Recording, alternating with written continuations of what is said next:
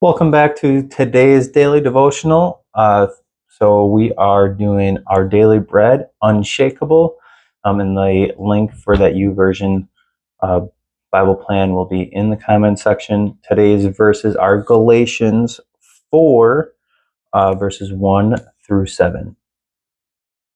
What I am saying is that as long as there is an heir under age, he is no different from a slave. Although he owns the whole estate, the heir is subject to guardians and trustees until the time is set by his father.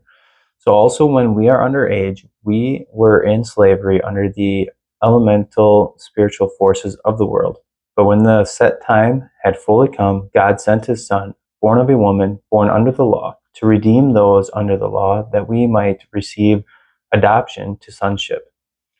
Because you are sons, God sent the Spirit of his Son into our hearts, the Spirit who calls out, Abba, Father. You are no longer a slave, but God's child. And since you are his child, God has made you an heir.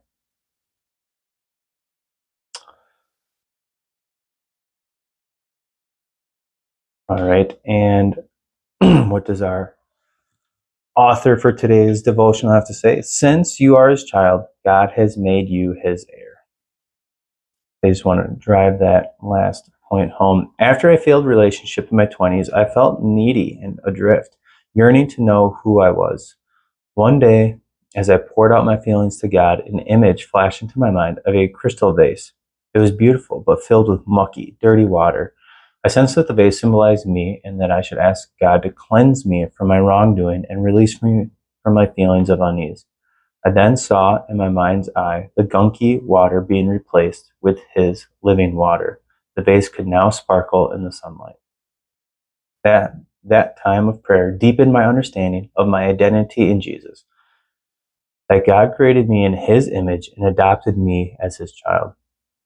Sin dirties us, but God sent the Spirit of his Son into our hearts, which restores our original sparkle, the beauty he intended for us. In this, we are his child, his heir.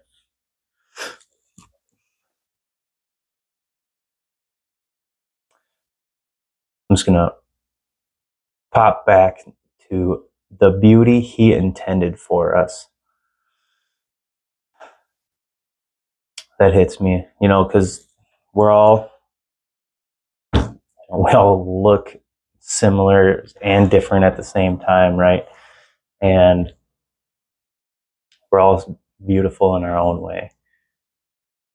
Nice that it's clearly written that way as well in his word. So back to what the author has to say, that prayer became a turning point as I rejected the lie that I wasn't good enough to be God's child. We'll just stop right there. That's a pretty strong point. I know a lot of people that I've heard stories from, and they're just think that they aren't good enough for God. And it's tough to hear that, knowing that if you believe in Jesus and you love God, that you are already enough. We don't have to earn anything else. We are given it freely. And that we should want to be more Christ-like, not that we have to be more Christ-like. All right, tangent over. When I would sink into unhelpful self-talk, I'd remind myself that God made me and made it possible for me to live in the freedom of his Spirit. With his help, I could look outside of myself as I asked him to use me for his honor.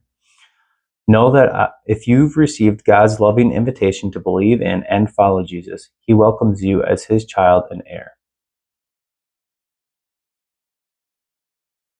The last question that the author gives us here is, how does being God's child affect the way you live your daily life? I'll even kind of broaden that question, or narrow down that question, I should say, for you. Do you think from days that you feel more in tune with God versus days where you're just kind of going through the motions, do you think about this, and how does it affect your life? I know for me, I was sitting in the car last night on my way home, and I was thinking about it that things seemed kind of hard. And I was like, man, it's because I'm leaning on myself and not leaning into God. And, today's a new day, right? It gives me another chance to lean into God and ask Him for help. All right, second question. How can you live more out of this? Your primary identity. Our primary identity being that we are God's child and heir. I mean, we've already won, right? Jesus came down, defeated the devil, and punished sin. We are humans. We're simple by nature, right? We are going to sin.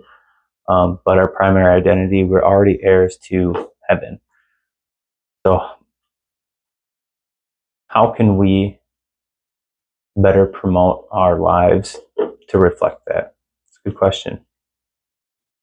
If you've got a good answer for me, drop it in the comments below.